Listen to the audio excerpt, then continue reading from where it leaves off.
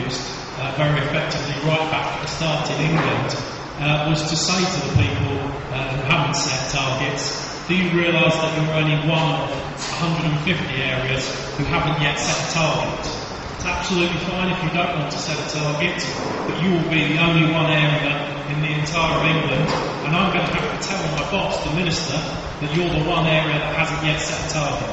That's fine if you want me to tell my boss that that's what's happened, that's absolutely fine, and it's your choice whether you set a target or not. But obviously it puts quite a bit of pressure on. Now from your homework, I didn't get the sense that you were facing this first problem a lot, that most of your sub-districts, TESOLs, marquesses, schools were engaged with you in the targets, believed in the targets, were committed to the targets. So this may not be a big problem for you, but certainly it was for us in the markets. The second, which may be more of an issue for you, is that people are absolutely happy to sign up to the targets in principle, and they'll sign their name to it and say that they're going to work to achieve it, but actually in practice they do nothing with it. Their behaviour doesn't change. And I suspect that that may well be an issue that you are facing. That people are not willing to say no, they say yes, we're very confident about achieving our targets, we absolutely assure you we'll do our best, but then they don't actually do anything different, and we know that what they've been doing so far is not going to shift performance. So that perhaps does feel like a problem that you're going to face, and we'll talk about a potential solution in a moment. Another problem may be that people sign up for the targets or say that they're willing to set targets, but they're not very ambitious. They don't show the right level of ambition, and when you add up all of the targets that individual people have set, you're a long way from the overall goal that you want to achieve at your district level. And so that's another problem that you might face. The alternative of that is that people are just simply unrealistic. They say to you, we can achieve 100% within 2 months' time. Given where many of those schools, TESOLs, districts may be at the moment, is that a realistic level of ambition to achieve 100% within 2 months? Do you have to have a more realistic debate about how far you can improve and how quickly you can improve with those schools and districts?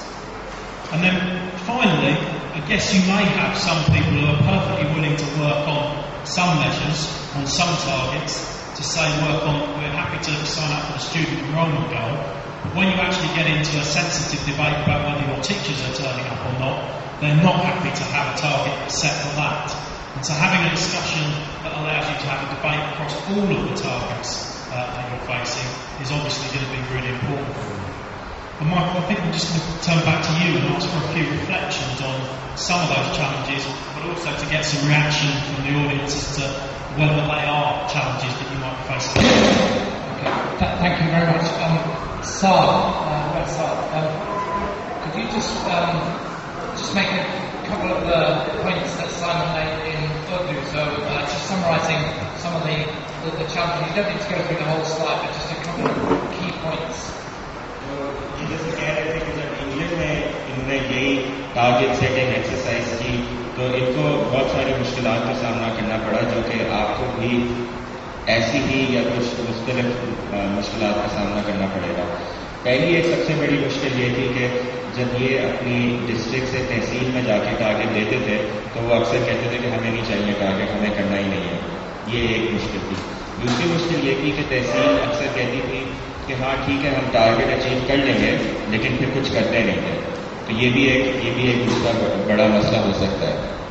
और तीसरा एक बहुत realistic मसला है जिसके बारे में हमने बात भी की थी, वो ये है कि कभी कभार टारगेट ऐसा होता है जो कि अचीव नहीं किया जा सकता।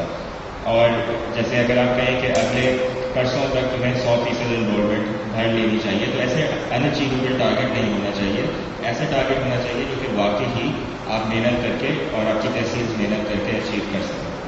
Okay, thank you. I'm going to encourage some questions and discussion now among you, but let me just offer one reflection, as Simon suggested. Like the EDO work, when I was in charge of implementation of school reform in England, I spent a lot of time, not in my office, but in the schools, talking to teachers, head teachers, talking to district administrators. And when I met them for the first time, I began by saying hello, how how are you? And then the third question was, what progress have you made against your target? And I think the way, whenever you meet anybody in your district, to ask them what progress they're making on their targets, it's a good way of showing how important those targets are to you. Just like when the Secretary of Schools meets you, maybe he should say, Salam alaikum, how are you, and those other things, and then say, what progress are you making on meeting your targets? And then have an honest conversation. Is it difficult? Is it going well? If it's going well, why?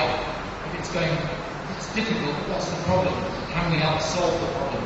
So to generate in every, not just the formal conversations, but every informal interaction, a conversation about the amount of progress, why it's going well, or if it's going badly, why it's going badly, and then solving the problem. But when something's going wrong,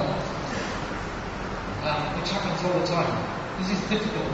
This is difficult work, as the colleague was saying. This is not easy. There's political interference. It's hard to get some families to send their children to school. There are many challenges you face. So when somebody's not meeting their targets, it doesn't necessarily mean they're doing bad work. It means it's difficult. And then the question